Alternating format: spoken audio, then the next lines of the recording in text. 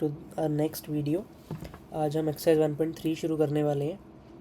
Exercise 1.3 का question number 1 कहता है make the correct statement by filling the symbols set subset और not a subset in the blank spaces.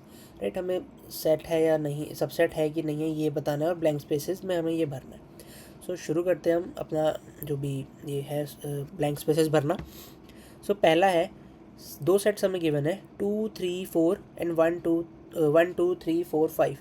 क्या left hand के जितने, देखो सिंपल इसको इन दोनों सिंबल्स को भरने का सिंपल तरीका, क्या लेफ़्ट हैंड में जो भी एलिमेंट्स हैं क्या वो सारे राइट हैंड में आ रहे हैं, क्या वो प्रेजेंट हैं। देखो 2 3 4, क्या वो राइट हैंड में जो सेट है उसमें प्रेजेंट है, हाँ या ना। 2 3 4 प्रेजेंट है, तो मतलब यहाँ पे हम लिख सकते हैं, ये मैं कॉपी पेस्ट कर लेता हूँ छोटा सा सिंबल।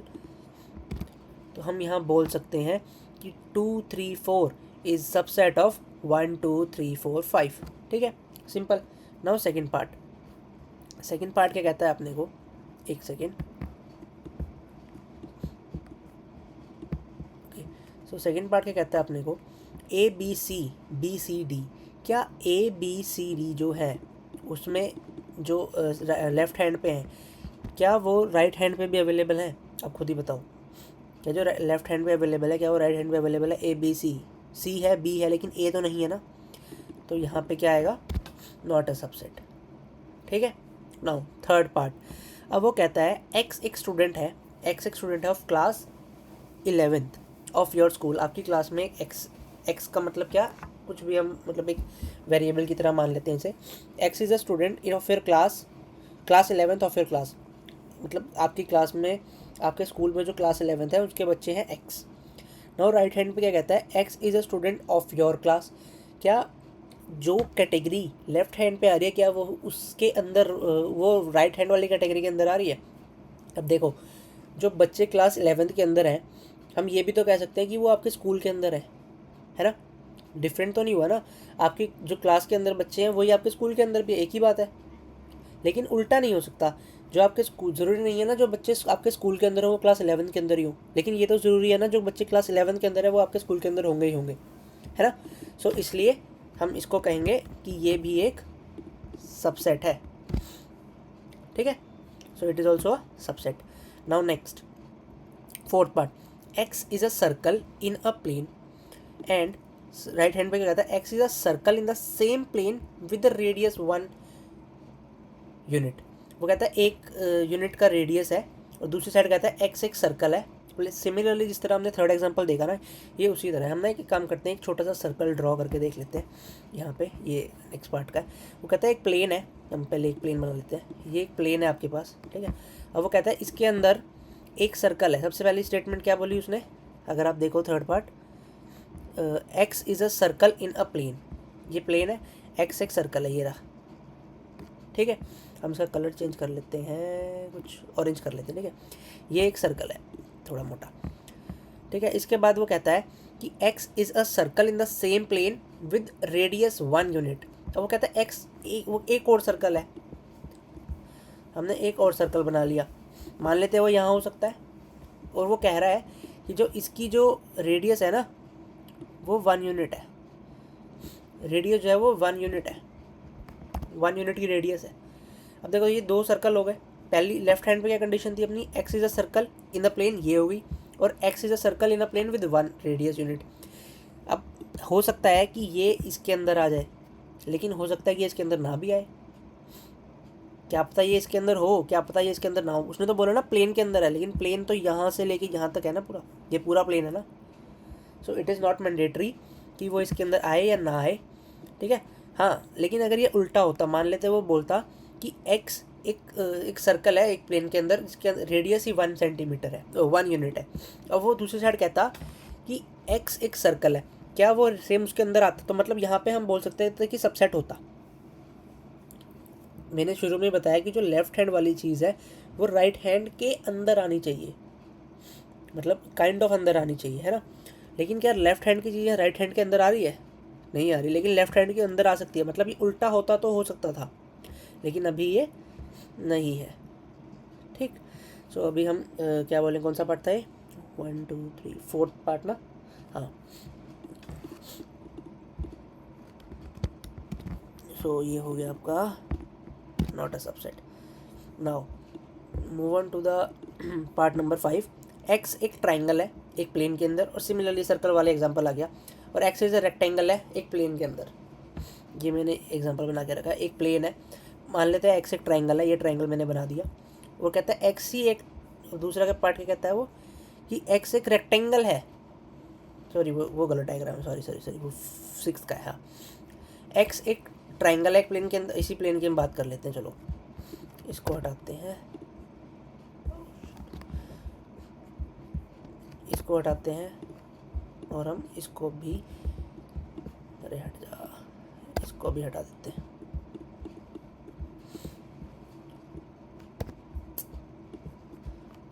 ठीक है, अब क्या कह रहा है वो पार्ट नंबर 5 में, एक्स एक ट्राइंगल है एक प्लेन के अंदर। ट्राइंगल शेप नहीं है, छोटा सा बना देते हैं यार, है ना।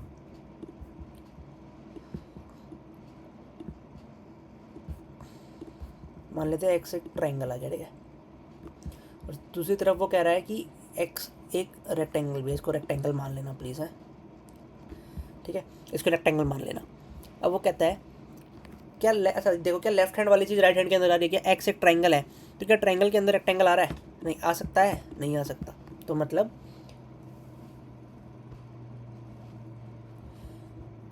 सॉरी, मतलब ये भी नॉट अ सबसेट की कैटेगरी में आएगा, ठीक है।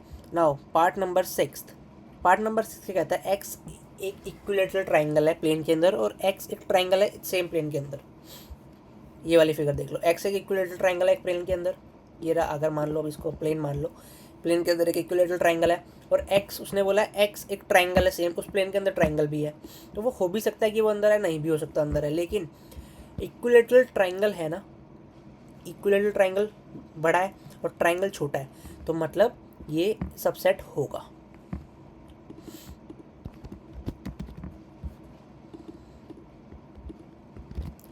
Now next part, last part, वो कहता है x is an even natural number. X एक इवन नेचुरल नंबर है और एक्स एक इंटीजर है। इवन नेचुरल नंबर का मतलब, यहाँ पे मैं छोटा सा लिख देता हूँ, देखो इवन नेचुरल नंबर का मतलब 2 4 6 8 एंड देन 10 एंड ये चलता जाएगा। सिमिलरली, और दूसरा उसने क्या बोला, एक्स एक इंटीजर है। इंटीजर का मतलब जो माइनस से शुरू हो रहा है, right, -3 -2 -1 then 0 1 2 3 4 and hands on, चलता जाएगा, राइट। अब देखो क्या लेफ्ट हैंड वाली चीज़ राइट हैंड के अंदर आ रही है? लेफ्ट हैंड पे क्या था, 2 4 6 8 10, क्या 2 4 6 8 10 इसके अंदर आएगा? इस वाले के अंदर क्या 2 4 6 8 10 आएगा? आएगा, बिल्कुल आएगा। और इसको आप, मैं इसको थोड़ा बढ़ा देता हूँ, 6 7 8 9 10, ऐसे ही आप बढ़ाते जाओगे, है ना। तो क्या लेफ्ट हैंड वाली चीज़ राइट हैंड के अंदर आ रही है? आ रही है, तो मतलब ये आपका सबसेट है, ठीक है। तो इसमें थोड़ी ज़्यादा टाइम लग गया, लेकिन अब देखते हैं क्वेश्चन नंबर 2 अपना, ठीक है। आई होप समझ आया होगा पहला क्वेश्चन बहुत अच्छे से डायग्राम के साथ। Examine whether the following statement are true और फॉल्स। ये हमें बताना है कि ये ट्रू है या फॉल्स है, स्टेटमेंट्स हमें दी हुई है। सो बहुत ईजी है। तो सबसे पहले हम देखते हैं क्या, देखो लेफ्ट हैंड वाला राइट हैंड के अंदर होना चाहिए, याद रखना, ठीक है। ए बी, क्या ए बी राइट हैंड वाले के अंदर है? बिल्कुल है। तो मतलब, और यहाँ पे लेकिन हमें साइन क्या दिया हुआ है, नॉट ए सबसेट का, मतलब ये चीज़ अपनी हो गई फॉल्स, ठीक है। हम इसका कलर दे देते हैं ग्रीन, राइट, तो सारे ग्रीन हो गए, कोई नहीं, चलो कोई नहीं, छोड़ो, है ना। ये हो गया फॉल्स। देखो यहाँ पे अगर सेट सबसेट दिया होता तो हम ये बोलते हैं ट्रू है ना, क्योंकि सबसेट है, बट यहाँ पे लिखा हुआ है नॉट अ सबसेट, तो ये गलत है, राइट। सेकंड पार्ट, ए ई, और यहाँ बोला x is a vowel in English alphabet. Vowels क्या होते हैं? ए ई आई ओ यू, तो मतलब लेफ्ट हैंड वाला राइट हैंड के अंदर आ रहा है, तो ये ट्रू हो गया, ये ट्रू स्टेटमेंट है। नाउ 1 2 3 बिलोंग सबसेट ऑफ 1 3 5, क्या लेफ्ट हैंड वाला राइट हैंड के अंदर आ रहा है? देखो 1 आ रहा है, 1 आ रहा है, 2 आ रहा है, ना 3 आ रहा है, 3 आ रहा है, 2 नहीं आ रहा लेकिन लेफ्ट हैंड वाला, मतलब लेफ्ट हैंड वाले सारे एलिमेंट्स राइट हैंड के अंदर नहीं आ रहे हैं, तो मतलब ये फॉल्स है। ना fourth part, A subset of A B C, क्या ये सच है? देखो लेफ्ट हैंड वाला, लेफ्ट हैंड में क्या ए है, क्या ए जो है वो ए बी सी के अंदर आ रहा है? आ रहा है, बिल्कुल आ रहा है, तो ये ट्रू हो गया। Now fifth part, A belongs ही आता है, okay, A belongs to A B C, क्या ये स्टेटमेंट ट्रू है? क्या ए बी सी को बिलोंग करता है? No, false. Now last part, sorry, last part, x एक इवन नेचुरल, देखो एक्स इवन नेचुरल नंबर है लेस देन 6, मतलब 2 4 दो नंबर्स है इसके अंदर, और एक्स एक नेचुरल नंबर है विच इज़ डिविजिबल बाय 36, क्या 36 डिविजिबल बाय है 2 और 4? बिल्कुल है, तो ये ट्रू हो गया। ठीक है, तो ये था क्वेश्चन नंबर 2। अब देखते हैं क्वेश्चन नंबर 3।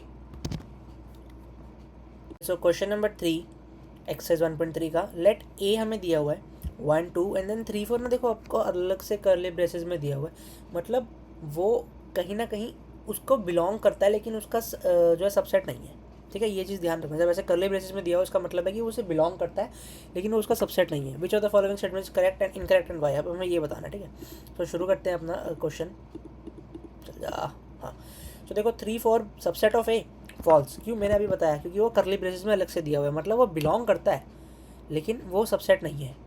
अब देखो आ गया ना सेकंड पार्ट, क्या 3 और 4 बिलोंग करता है ए को? यस, ट्रू करता है। नाउ थर्ड पार्ट, वो कहता है 3 4 आपको दिया हुआ है, अब क्या वो कर्ली ब्रेसेस के अंदर कर्ली ब्रेसेस डाले हुए हैं? आप ध्यान से देखोगे ना, 2 कर्ली ब्रेसेस हैं यहाँ पे, curly braces then curly braces, क्या अब वो सबसेट है? बिल्कुल अब है। क्यों? क्योंकि देखो कर्ली ब्रेसेस के अंदर डाले हुए हैं, वो कंबाइंडली बिलोंग करते हैं, इंडिविजुअली। देखो यहाँ पे क्या था ना, इंडिविजुअली होता है, ये इंडिविजुअल एलिमेंट्स गिनते हैं यहाँ पे, लेकिन यहाँ पे उसने कर्ली ब्रेसेस के जब अंदर डाला हुआ है तो इसका मतलब उसने कंबाइंड करके बोला हुआ है कि कंबाइंडली बिलोंग करते हैं ए को, बिल्कुल कंबाइंडली बिलोंग करते हैं ए को। क्या कंबाइंडली सबसेट है ए की, राइट। अब फोर्थ, क्या 1 बिलोंग करता है ए को? बिल्कुल करता है, सबसेट है, बिलोंग भी करता है वो उसको। फिफ्थ, क्या 1 क्या कहते हैं सबसेट है ए का? क्या ए के अंदर क्या सबसेट आ रहा है 1?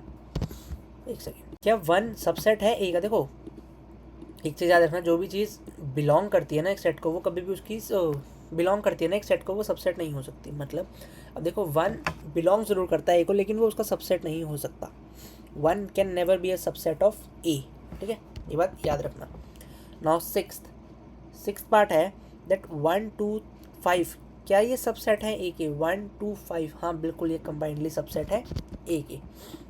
नाउ सेवेंथ पार्ट अगर हम देखें, सेवेंथ पार्ट कहते हैं 1 2 5 बिलोंग करता है ए को। देखो 1 2 5 बिलोंग, अब देखो सिंपल सी चीज़ समझाता हूँ, अगर आप इंडिविजुअली देखोगे तो वो नहीं होगा, कभी सिंगल एलिमेंट नहीं करेगा। कंबाइंडली आप बोल सकते हो कि वो बिलोंग करता है, सॉरी अगर जब आप सिंगल एलिमेंट लोगे तो वो बिलोंग करता है, लेकिन जब आप उसे सबसेट मानोगे तो वो सबसेट नहीं बन सकता। लेकिन वहीं उल्टा है, जब आप कंबाइंड 3 एलिमेंट्स या 2 एलिमेंट या उससे ज़्यादा एलिमेंट्स को कंबाइंड कर देते हो तो आप कह सकते हो कि वो जो है सबसेट है, लेकिन वो बिलोंग तब नहीं करेगा। ठीक है, नाउ 1 2 3, ये क्या ये सबसेट है ए के? देखो 3 मैंने पहले ही बताया वो कर्ली ब्रेसेस में, मतलब वो किसी अलग एलिमेंट, किसी अलग सेट का पार्ट है जो कि यहाँ सबसेट बना के भेजा हुआ है, तो क्या ये करेगा? No, this is false. Ninth part बिल्कुल empty set belongs to A, क्या एम्प्टी सेट बिलोंग्स करेगा एक खाली, क्योंकि ए के अंदर तो कुछ है, तो ऑब्वियसली नॉट।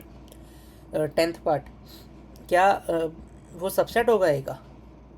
ये बताया नल, ये मैंने पहले बताया था कि जो भी नल सेट होता है वो हर उसका सबसेट ज़रूर होता है, नल एलिमेंट मतलब नल सेट हर चीज़ का सबसेट ज़रूर होता है, तो ये ट्रू हो गया। अब यहाँ पे उसने कर्ली ब्रेसेस में दे दिया तो वो सेट पूछ रहे हैं ना, तो ये दिस इज फॉल्स। सो ये था आपका क्वेश्चन नंबर 3। अब देखते हैं question number 4। Okay, so now question number 4 is write down all the subset of the following. हमें ये चारों पार्ट्स दिए हुए हैं, इनका सबसेट हमें लिखना है। ठीक है, हमें पता है सबसेट क्या होता है, सेट क्या होता है, एम्प्टी सेट क्या होता है, हमने सब कुछ पढ़ा हुआ है। इससे पहले 2 एक्सरसाइजेस की, एग्जांपल्स किए, इंट्रोडक्शन किया, हमने उसमें सब पढ़ा है, ठीक है। सो अब शुरू करते हैं, एक एक करके चारों पार्ट्स का सबसेट हम लिखेंगे, ठीक है।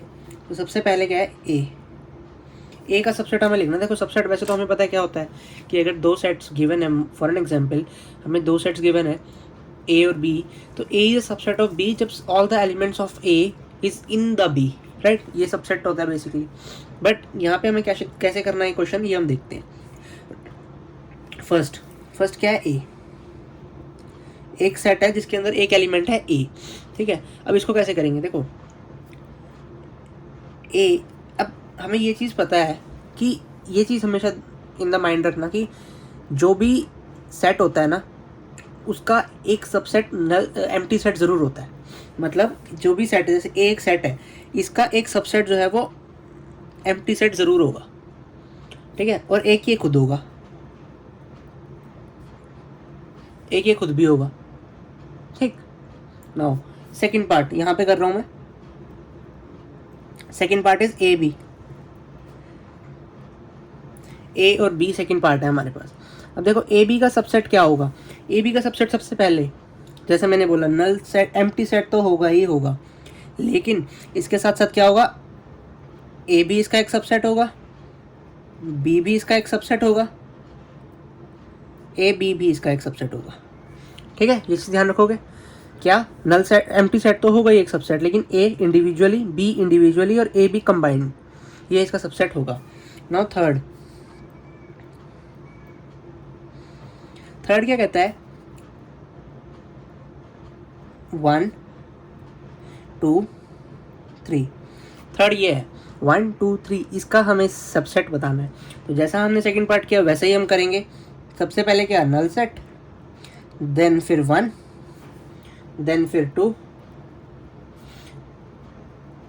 3। अब क्या करना है, अपने को पेयर्स बनाने इनके। अब देखो 1 1 1 2 3 इंडिविजुअली आ गया, पेयर्स आएंगे जैसे 1 2 1 3 2 3, ऐसे पेयर्स आएंगे। कैसे, 1 2 1 3 2 3, ऐसे पेयर्स आएंगे इसके, ठीक है। नाउ अब देखो इसके बाद क्या बचा अपने पास, इसके बाद अपने पास एक सिंपल सी चीज़ बची, 1 2 3 तीनों को कंबाइन कर दो। ये तीनों को हमने कंबाइन कर दिया, this is the subset of 1 2 3, 1 2 3 4 5 6 7 8, total 8 subsets है, मतलब 2 टू द पावर 3। यहाँ पे हमारे पास 1 2 3 4 सबसेट्स थे, मतलब 2 टू द पावर 2।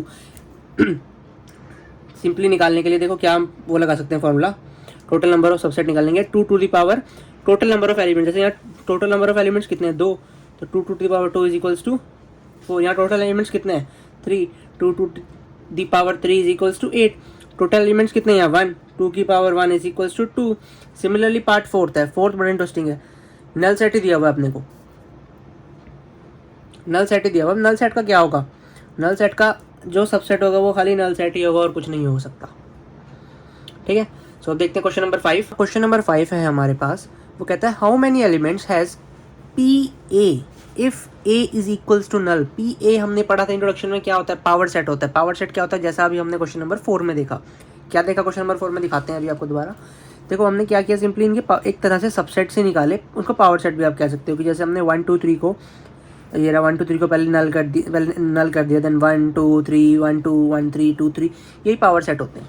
अब वो कह रहा है क्वेश्चन नंबर 5 में कि कितने एलिमेंट्स होंगे पावर सेट ऑफ ए के पास अगर ए के अंदर कोई वैल्यू ही नहीं है। अभी मैंने आपको एक चीज़ बताई कि टोटल नंबर ऑफ सबसेट से टोटल नंबर ऑफ एलिमेंट्स निकालने के लिए कि कितने जो है उसके अंदर पावर सेट आएंगे, आप जो मर्जी उसको बोल सकते हो, उसको निकालने के लिए हम 2 to the power total number of elements करते हैं कि एक सेट के अंदर टोटल नंबर ऑफ एलिमेंट्स कितने हैं। अब हमें ये बता रहे हैं कि ए के अंदर है ही एलिमेंट्स कुछ नहीं, 0 एलिमेंट्स है, नल है वो बिल्कुल। तो 2 to the power 0 is equals to 1। तो मतलब पी ए के पास सिर्फ एक एलिमेंट होगा, वो भी कौन सा होगा, यही वाला, ठीक है। सो नाउ क्वेश्चन नंबर 6 देखते हैं अब हम। Okay, so question number 6 is right the following as interval. हम 4 पार्ट्स दिए हुए हैं, इंटरवल के फॉर्म में लिखना है। अब देखो इंटरवल के फॉर्म में लिखना ना बहुत ईजी होता है। एक आपको छोटी सी हैक बताया तो आपको पता भी होगी। जब भी आपके पास ये ऐसे क्वेश्चंस आते हैं ना इंटरवल वाले, तो जब भी आपके पास दो ऑप्शन होते हैं, तो ओपन ब्रैकेट और क्लोज ब्रैकेट, है ना। ओपन ब्रैकेट कौन से होते हैं, ये वाले। क्लोज ब्रैकेट कौन से होते हैं, ये वाले, है ना, आपको पता है। अब अगर ओपन ब्रैकेट कब लगाते हैं, क्लोज ब्रैकेट कब लगाते हैं, देखो जब आपके पास ग्रेटर देन का साइन आ जाता है ना, ओ ग्रेटर देन इक्वल टू का साइन आ जाता है ना, तो आप लगाते हो क्लोज ब्रैकेट्स। जब आपके पास ये साइन नहीं होता तब आप लगाते हो ओपन ब्रैकेट्स, सिंपल, ठीक है, कुछ नहीं करना। तो कैसे करेंगे अब देखते हैं। देखो फर्स्ट पार्ट है, जैसे वो कह रहा है x belongs to real number -4, x is greater than -4 and less than equals to 6। तो इसको हम कैसे लिखेंगे, ये इंटरवल -4 से 6 तक चल रहा है, लेकिन वो ये बता रहा है कि 6 जो है वो या तो 6 के इक्वल होगा या 6 से बड़ा होगा, मतलब 6 से छोटा नहीं होगा, वो इक्वल हो सकता है, 6 से बड़ा भी हो सकता है और 6 से इक्वल भी हो सकता है। तो हम यहाँ पे लगा देंगे क्लोज ब्रैकेट। और वो कह रहा है कि वो -4 से तो बड़ा ही होगा, तो यहाँ पे लगा देंगे हम ओपन ब्रैकेट। क्यों, क्योंकि इक्वल टू का साइन नहीं है यहाँ पे, बस सिंपल सी चीज़ याद रखना, क्वेश्चन ईजिली हो जाएगा। सेकेंड, अब तो फटाफट हो जाएगा, -12 और -10, सॉरी यहाँ पे भी नहीं है तो ये भी क्लोज हो, ओपन ब्रैकेट बन गया। थर्ड, 0 और 7, तो यहाँ पे ओपन ब्रैकेट, यहाँ पे क्लोज ब्रैकेट। फोर्थ, 3 4, दोनों जगह क्लोज ब्रैकेट, सिंपल, है ना। तो ये था अपना क्वेश्चन नंबर 4। अब देखते हैं क्वेश्चन नंबर 5। क्वेश्चन नंबर 6 था, क्वेश्चन नंबर 7 देखते हैं अब। सो नाउ क्वेश्चन नंबर 7 है, अब जैसे हमने क्वेश्चन नंबर 6 में किया था ना, कि हमने इंटरवल्स, जो सेट बिल्डर फॉर्म गिवन थी हमें, हमने उसे इंटरवल्स में लिखा था।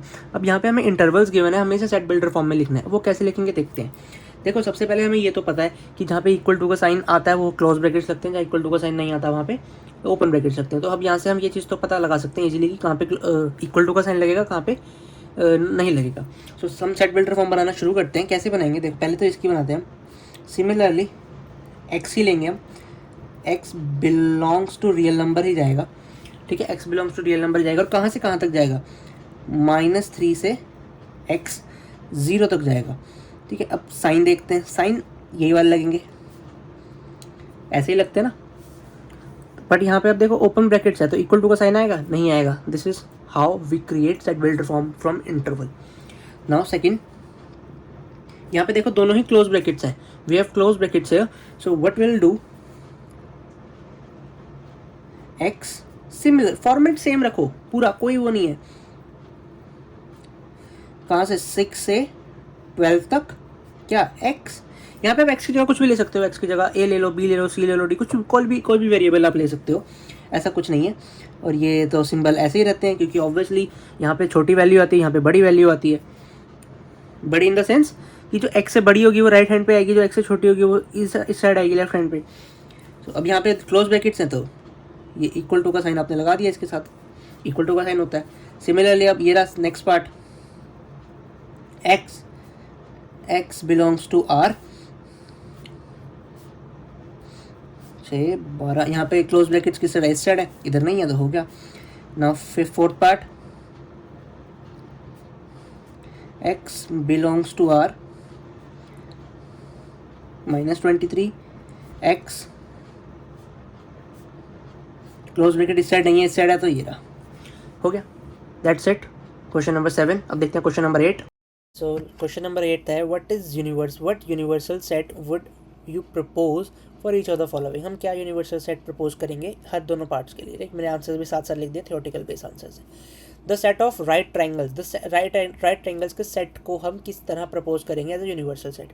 देखो अमंग, मैं जो आंसर लिखा हुआ पहले वो पढ़ देता हूँ। Among the set of right triangles का जो सेट है उनमें से the universal set is the set of triangles और the set of polygons.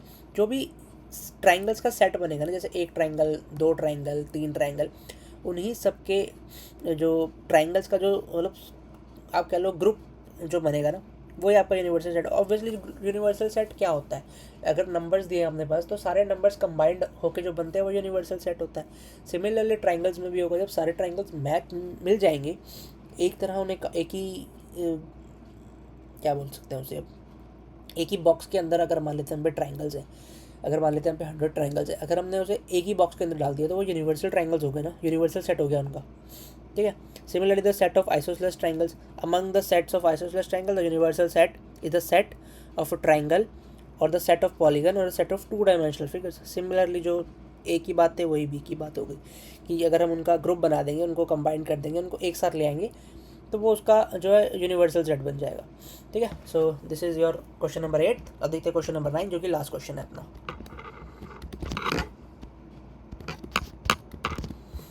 Okay, so last question of exercise 1.3, ninth question क्या कहता है? वो कहता है कि हमें देखो, मैं क्वेश्चन की स्टेटमेंट जो है आपकी पढ़ देता हूँ।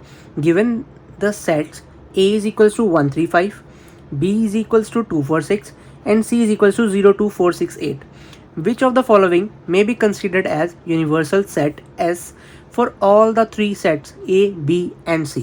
राइट, ये आपकी स्टेटमेंट है क्वेश्चन की।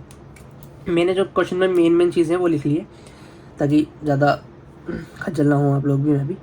सो A हमें दिया हुआ है, B हमें दिया हुआ है, C, 3 सेट्स हमें दिए हुए हैं। हमें उसमें ये बताना है कि ये चारों में से यूनिवर्सल सेट कौन सा है। सिंपल। अब देखो, ये अगर MCQ टाइप में आता तो सिंपली आप यूनिवर्सल सेट निकाल के टिक मार सकते हो, लेकिन अगर ये MCQ टाइप में नहीं आता तो आपने क्या करना है, एक एक पार्ट उठाना है, उसको मैच करना है कि इसका यूनिवर्सल सेट ये बनता है तो ये यूनिवर्सल सेट बनेगा कि नहीं बनेगा।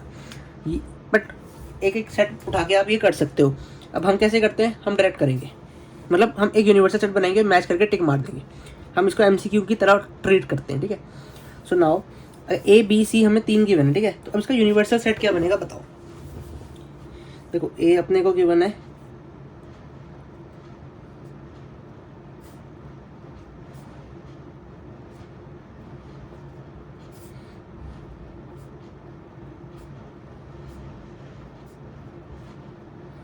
यूनिवर्सल सेट क्या होता है, जिसके अंदर सारे एलिमेंट्स आते हो। राइट, मतलब जिसके अंदर सारे मतलब अगर A B C इसके अंदर तीनों के एलिमेंट्स आते हो, जो सबका सबसेट हो। राइट, जो सबके सबसेट हो वही होता है। जैसे अगर A है तो A must be the subset of universal set, B must be the subset of universal set, C also must be the universal set, subset of the universal set. Right, तो सारे एलिमेंट्स आते हो, वो होता है subset, universal set. तो इसका universal set हम निकाल लेते हैं, क्या होगा।